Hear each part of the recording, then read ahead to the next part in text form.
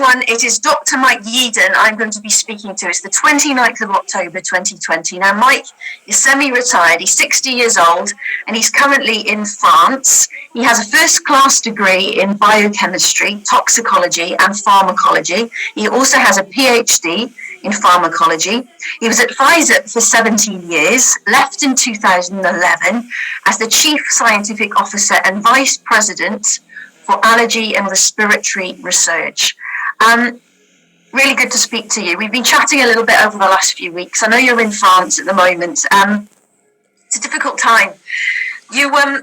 What I want to say to you first, to make this current, we're going to be talking about the media. We're going to be talking about where you've been able to share your concerns so far, your view is of the media, what your view is of the government, what your view is of somebody called Sir Patrick Vallance, who you used to work with, and also what you think about in terms of the British public and where we're going in terms of democracy and your concerns for the future and where we're at the moment with regard to lockdown, because you're obviously in France, where it's just been announced there's this lockdown situation. So first of all, I just want to ask you and challenge you here. I've just looked at the daily death count. So over the last few days, 151, 102, 367, 310. It is going up, and it does look like it's doubling right at the end of the curve. So is it right that these measures are taking place right now with all these lockdowns and potentially a national lockdown? It is my opinion that the pandemic, the coronavirus pandemic in the UK finished at the end of summer. I believe that because nearly a third of the people had prior immunity because they've been exposed to related viruses. That's how the immune system works. About another third have been exposed during the pandemic and are now immune. And if I'm right, there are too few people left in the country to support the kind of outbreak that the government tells us is occurring. So a couple of problems there. How can that be?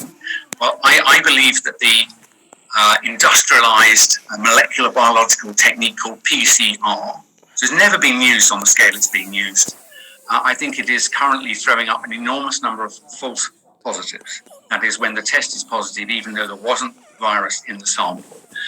And what that does is, of course, frighten everybody, because we've tested now, I think, about 30 million people in the UK. We're pushing towards half the population. And a large number of those tests have been recently. And as you know, the definition of a coronavirus death is someone who dies for any reason within 28 days of a positive test. So what I'm telling you, Anna, is that people are dying. They always do, I'm afraid, about 1,700 a day in the UK, or 620,000 a year. They are dying.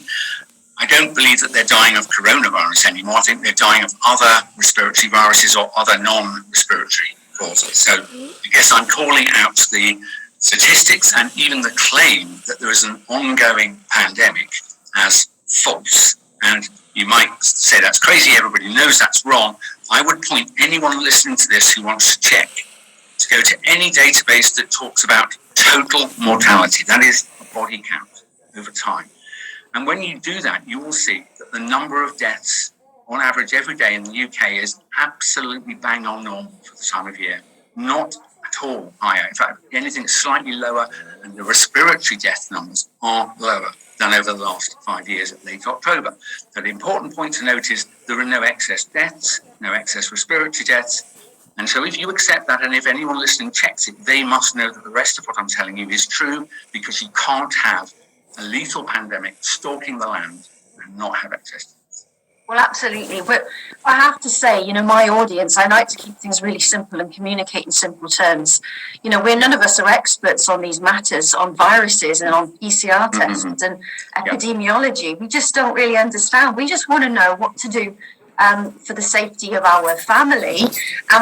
We want to feel confident that the future is going to be a positive one where we can get on with our lives and experience joy again and not think the government has stolen a year of my life. And, there's real concerns with censorship. For me as a journalist, censorship and surveillance, and massive concerns when, the Great Barrington Declaration, when those professors in epidemiology came out from Stanford and Oxford and Harvard, and how they smeared, how the Guardian tried to smear them, and we're not even getting access to truthful information at the moment. And I'm trying to interview people like yourself, and I'm calling them courageous and compassionate professionals, trying to get a message out there.